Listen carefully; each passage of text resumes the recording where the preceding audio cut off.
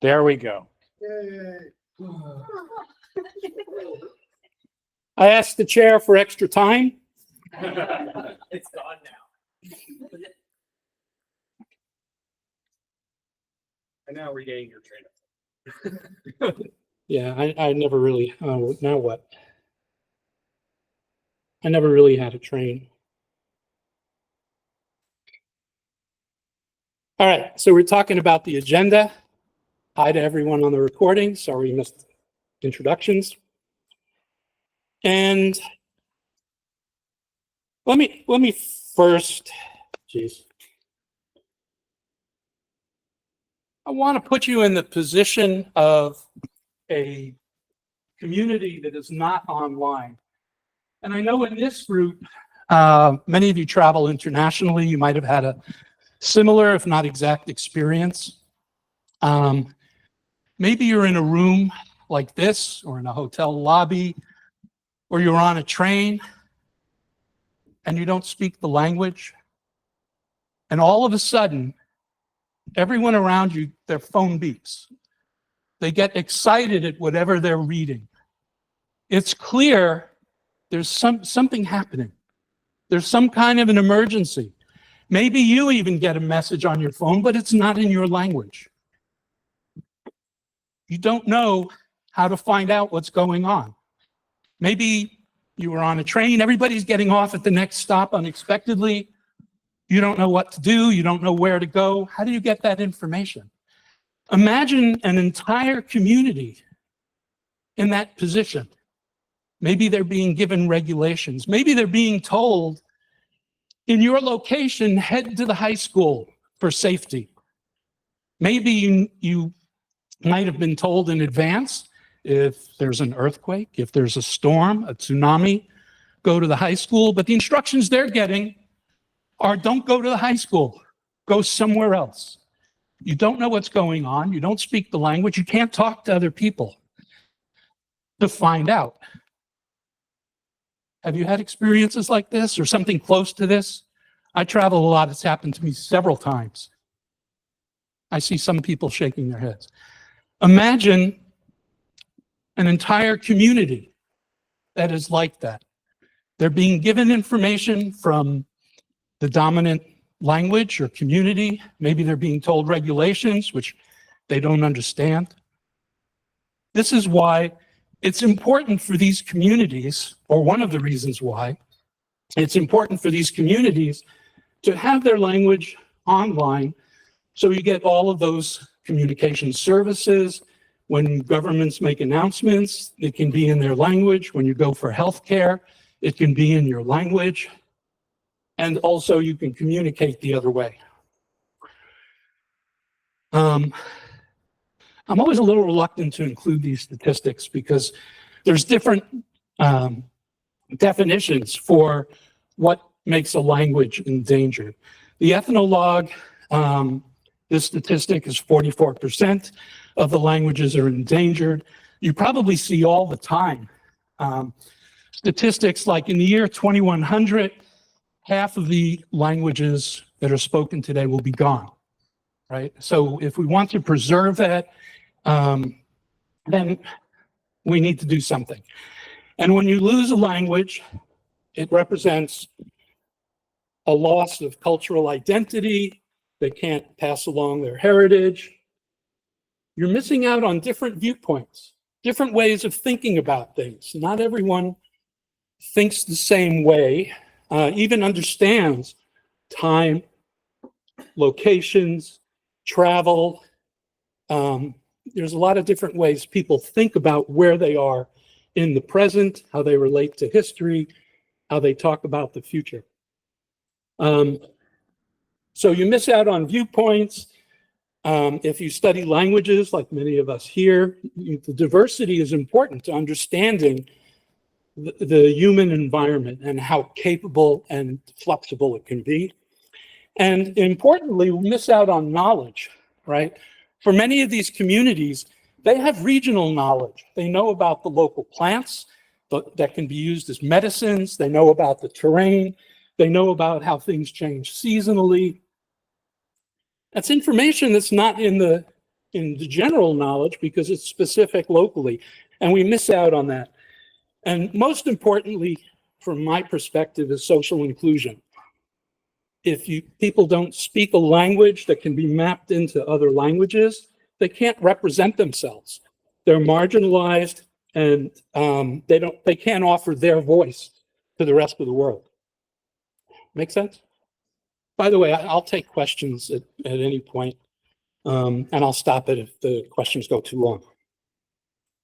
So having keyboards is an important step to be able to capture that kind of information, maintaining heritage and history, passing it along.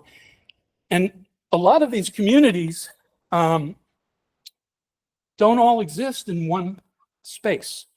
You tend to think of, maybe a tribe or something like a tribe, and they're all co-located in the same area. A lot of them are spread across the diaspora. And so being able to communicate digitally, as we all do, can connect these communities. It also enables teaching, passing language and culture on to the next generation. And it also allows for now linguistic analysis, translation tools, dictionaries, bilingual dictionaries, and for these communities to share their culture to the world. And it also helps them understand other cultures and bring that into their knowledge. And as I mentioned, representation, self-determination are enabled by being able to write down their thoughts and communicate them. So the way Translation Commons works is communities reach out to us. They say, we need a keyboard. And we work with the community member or their advocate, and we try to understand what the issue is. Is it a completely new language? Is it a dialect? Is it a language that has a keyboard but not in the preferred writing system? Maybe it doesn't use native characters. Are there similar or related languages that we can build off of? And so we have to identify the character set and understand what their level of digitization already is. Some languages have digitization, but not in the native script, or maybe it's incomplete. For example, I worked on a language, Dogon, which had a keyboard in the native script, but it had no tone marks. And they came to us and said, we would like to be able to include tones in our writing. And so we gave them a keyboard that does that. So our goals when we create a keyboard, first of all, you want to represent all of the characters. We want it to be consistency with how the language is taught, their orthography. We might build off of prior technology experience if they're used to using some digital forms, maybe not even for their language, for another language like French, but maybe because they're familiar with that, we can somehow leverage that when we create support for their language. Of course, it has to be supporting whatever current technology is. And that's also not technology as we're all familiar here in the United States, but the technology they use in country, which might not be the same. It might not be as modern, and so forth. And of course, we want it to be standards compliant, although sometimes we work with languages that are not yet identified to the various ISO standards or Unicode, and we kind of have to grapple with how do we give them a prototype, something they can use, and also build up support for the complete set of language digitization beyond keyboards, right? Getting ISO tags, getting Unicode encoding. Question? Yeah. And maybe somebody get him a mic, please. Now, Yeah, but that won't get onto the recording. And please keep it brief. Okay. Yeah, I just had a question about the spelling support, and maybe we'll get to this later, but how do you source the data that's needed for that? Let's come back. Okay. Okay, that was a question about spelling.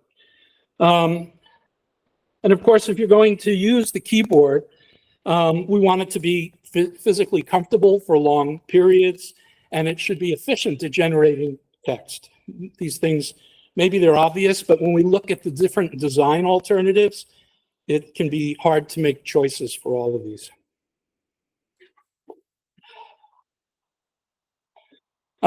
So, completeness. As you might expect, we're going to support the native letters, digits, diacritics, tone marks, and sometimes you need other symbols, currency symbols, some symbols that are used commercially, other things. And sometimes you have to support certain keys or key combinations or character combinations that common applications will use.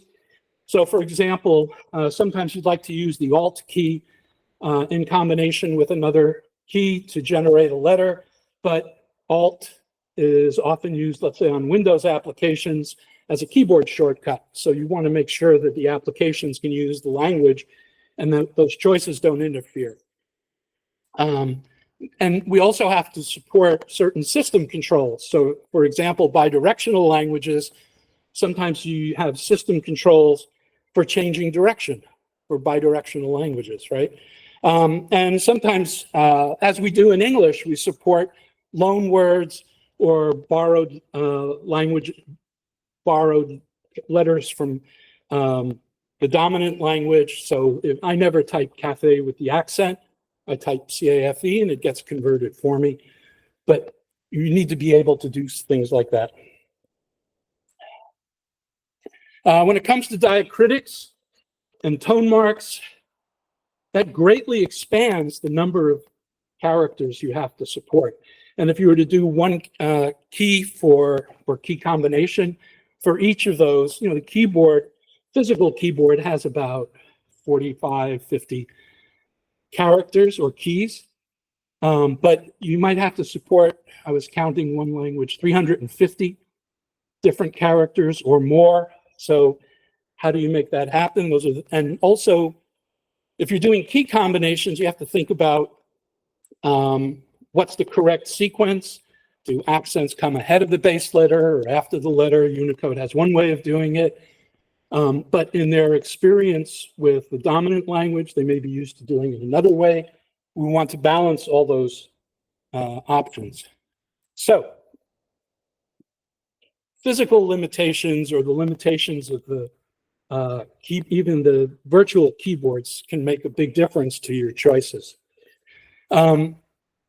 Bidirectional writing, actually, other than adding the controls to switch direction, it's not that bad for the keyboard. The rendering that happens on the applications or by the system usually takes care of the directionality, right?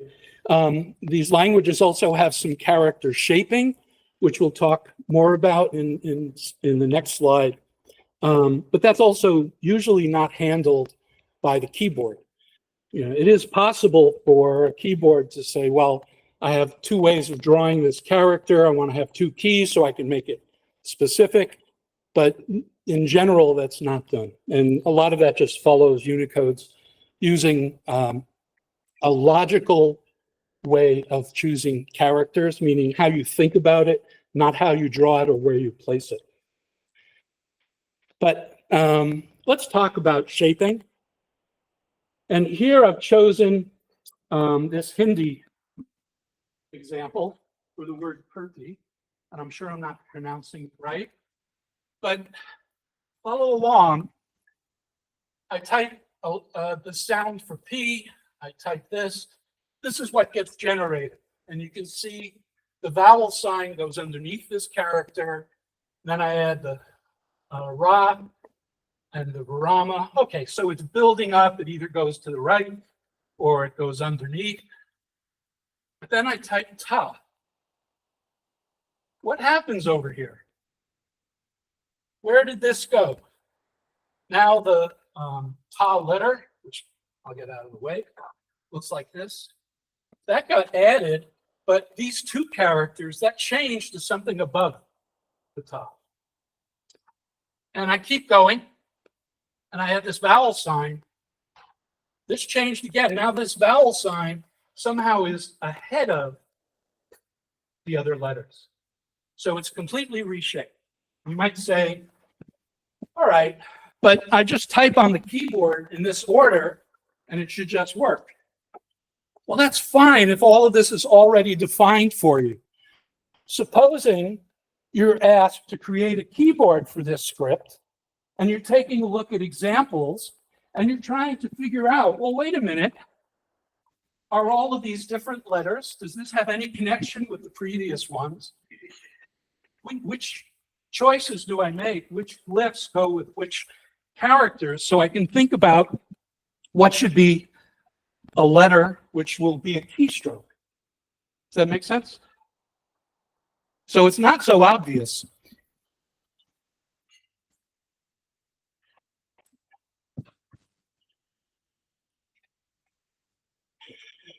So other things we think about, how literate is the audience? Is this a script that's being revived?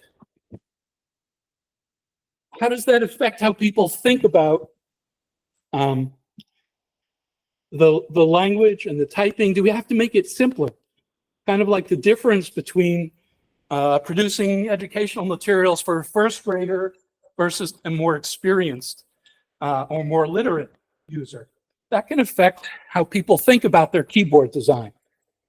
And maybe the users are literate in another language, whether it's the dominant language or a related language. And will that be important to the design and especially the adoption? We're not just producing these so that you can have a keyboard and get something typed. We want to make it something that a community will use and support. And so we have to think about how easy is it to learn? Can we leverage similar layouts? What should be a keystroke? What are the glyphs? Maybe we should use phonetization, phonetic way of spelling, in order to generate the language. When it comes to efficiency and physical comfort, there's all sorts of things to think about. You know, most of you are familiar with maybe the Dvorak keyboard, right? Key placement that ought to be more efficient, but not well accepted. Well, we still have to think about the related issues. How far does your hand have to stretch to type some combination of characters? Which fingers are the most strong? Whether it should be on the left hand or the right hand? Which characters will require more than one finger to type? How quickly you can move your fingers into these positions, and so forth. Make sense? And just to be clear, we support both desktop and mobile keyboards, but all through software. So we're not physically manufacturing any keyboards. Our keyboards the virtual keyboards can be mapped from the key inputs into the actual character combinations. And the nice thing about virtual keyboards, you can have more than 2 layers.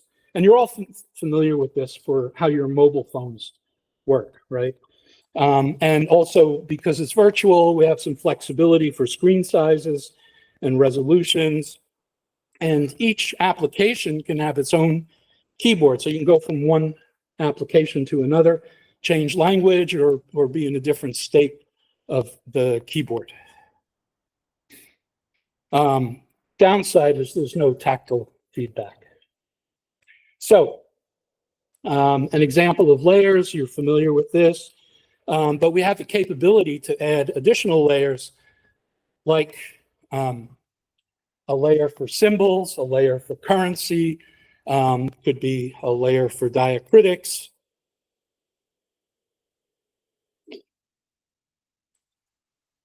So when we design a keyboard, we have a number of choices, right? So besides, you type a key and you get a letter, we might use something like repeated key presses. So if you want to generate ellipses, you type 3 dots, gets converted into a single character. And then you have key combinations, and you see the example for copyright, but you're also familiar with A plus an acute, and you get A acute. You want to be able to support switching layers and adding layers. And you have something like long press, where you hold the key down for a couple of seconds and it changes. It either gives you another character or maybe it gives you a menu. And you've all seen menus like the emoji lists. It's possible to build applications for the really large character sets. We tend not to work on those. We've considered it a few times, but for the most part, we're working with we're not creating additional applications on top of the keyboard support. So here's an example of a menu. Maybe you did a long press, and then it pops up with several choices, so you can choose which letter and which accent you want. That's one way to go. And it avoids trying to have a different key for each character combination. Now, further to that, we have to think about things like accessibility. And if you're doing repeated key presses or long presses, maybe that's not so easy for some people to use. We also make different choices for the desktop versus mobile. And what does the community accept? Now, we work with the community, and so there may be some beta versions or preview versions. And sometimes the community tries it for a bit and they say, well, these characters are important, they need to be accessible more frequently, or we don't like their placement, it's a little bit too hard to find or think about. And then we also want to make sure that we comply with whatever standards exist. And we also think about ease of learning and their people's familiarity with them. So,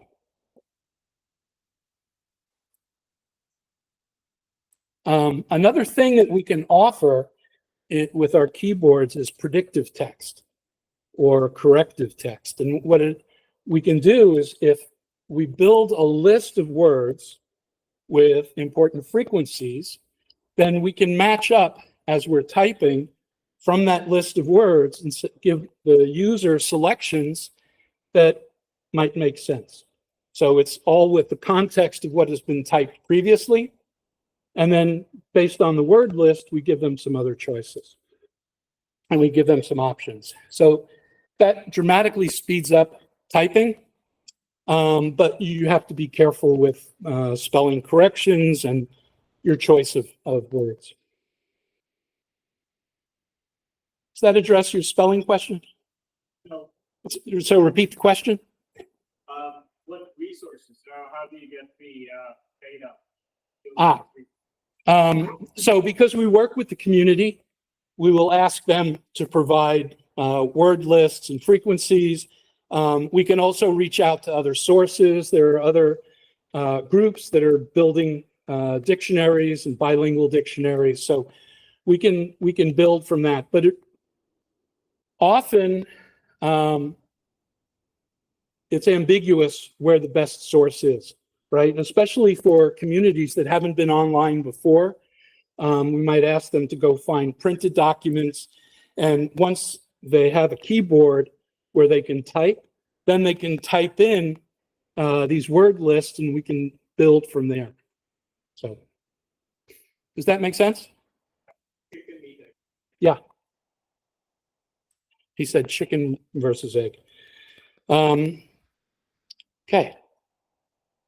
So here you see a subset of the keyboards that we've produced. They're available from our website if you go there.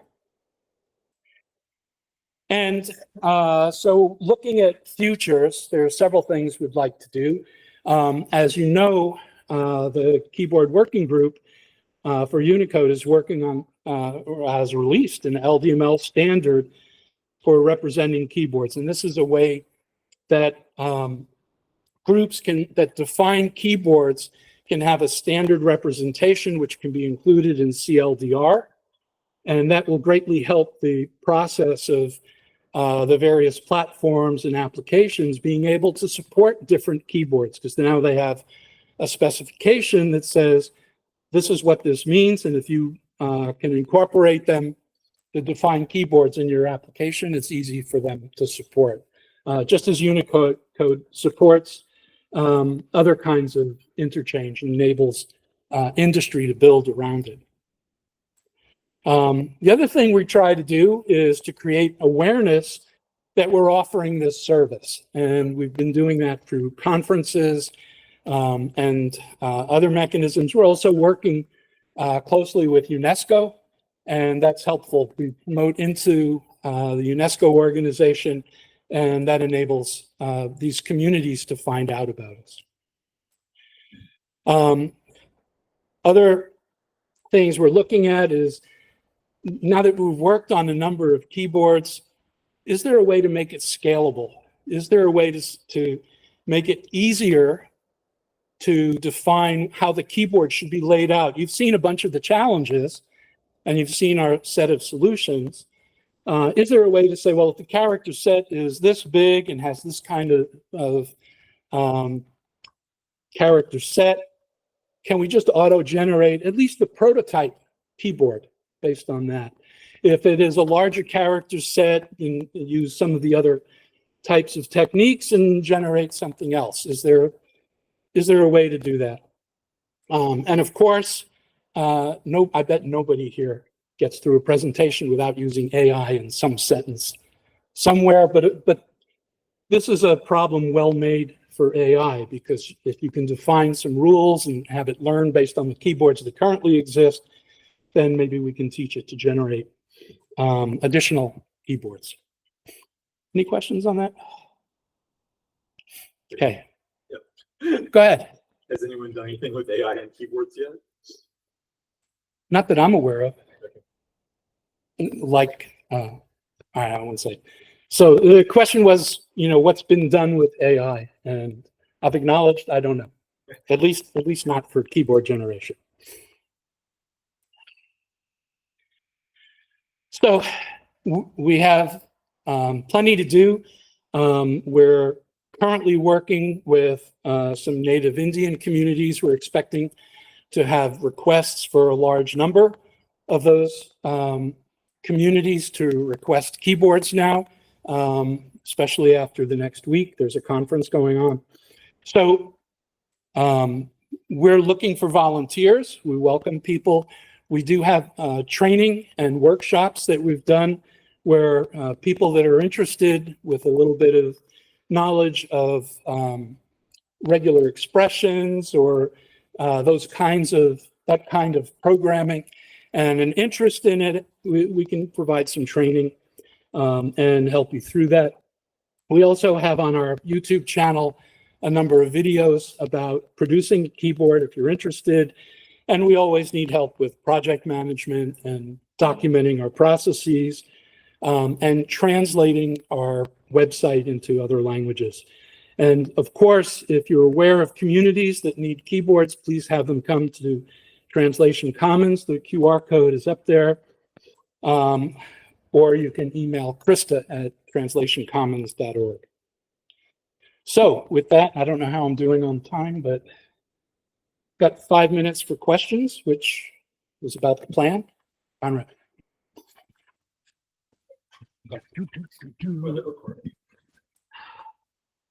Hi. So I'm Conrad again. One of my I wasn't last year, a year and a half ago. But for keyboards, I found out that people often don't switch their language.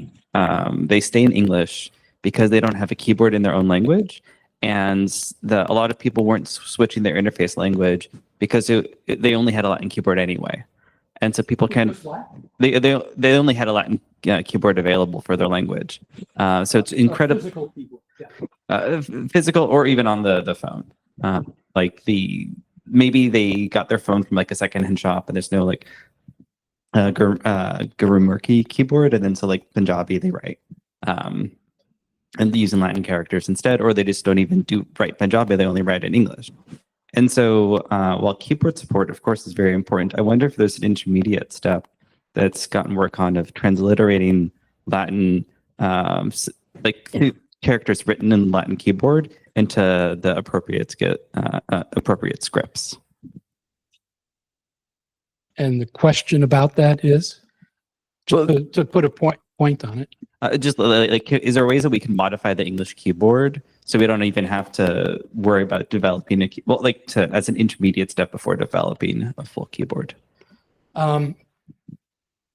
So, of course, the answer is yes. You can use transliteration or phonetic. It's a hard question. Phoneticization. In fact, the keyboard that Craig produced for Cherokee does that, where instead of typing the native characters, he types the Latin characters that would make the sound for the Cherokee character. And so it takes like TSA for tsa, and he has to type TSA, and that generates the tsa character. Hope I'm saying that right. So yes, you can have those intermediate steps, but if you're a community that is trying to pass on your culture and how the language has some history and the way it's thought of, and why it works a certain way, that may be part of the culture. And using this intermediate step might be useful initially. You want to be careful that it's also not causing them to lose their culture. I was reading the SIL ethnologue, and when they talk about endangerment, they don't just look at the number of speakers, right? So community is endangered if it gets below a small size. And what SIL in the ethnologue does, and using the statistic I quoted, is they're looking at how the language is being passed on to the next generation. And that's a determinant for endangerment. So there's a lot of ways of thinking about it. And you have to think about what your goals are. So as an intermediate step, to be able to get some communication and documentation, sure. Preserving the culture, maybe it's better to just go for creating a native keyboard. And that may be a discussion with the community too, is how quickly they want it and what they're trying to accomplish. So a good question. I hope I did justice to it. So there may be other opinions. In the back.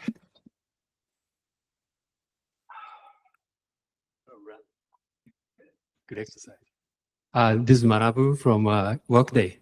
And how does this keyboard input thing work with the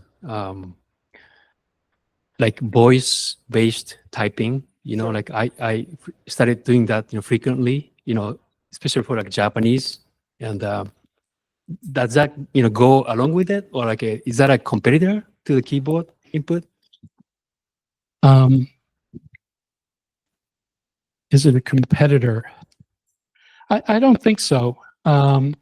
Voice has some limitations in terms of speed and other things, and it can be inefficient. It can be more efficient. So I guess I'll choose not to comment too much. I think it's an alternative. And how voice recognition works with generating text, I'm not sure the details are relevant to keyboard creation. And when you go from text to speech, I think, once you've got the keyboard, then there are processes that can figure out what the pronunciation should be. So I'm not sure I'm very helpful there. It's an interesting question. We have considered, working on that, but it's a different skill set. So if that's an area of interest and you've got skills, come join us and we'll figure out how to make use of it. It's another question here. Yeah. Of course, there are some occasional communities with a rather unique position to digitization, such as Yiddish, which has some extremely patchwork, growing somewhat codified support for typing across various Hebrew, English, or virtual keyboards. But there's also the interesting historical existence of Yiddish typewriters, which could be used as a model for a new Yiddish virtual keyboard. And just generally, I'm wondering what do you know of any efforts going on to try and figure that out in conjunction with Unicode and the CLDR? So I'm not aware of any specific efforts. And you can look at CLDR to see what it says about Yiddish. With respect to Unicode, I'm not sure what the issues would be because you can type, I believe, all of the characters. Or all of the characters are there for typing and rendering and so forth. So I think that's a little bit more of a language. Yeah, it's more in the CLDR. Yeah. But you know, if you bring together a community that takes a look at it and says, we need to do something more or different, then work with the CLDR committee on that. Is that it? So thank you, everyone. If you're interested, please see me or Jeanette or contact us. Thank you.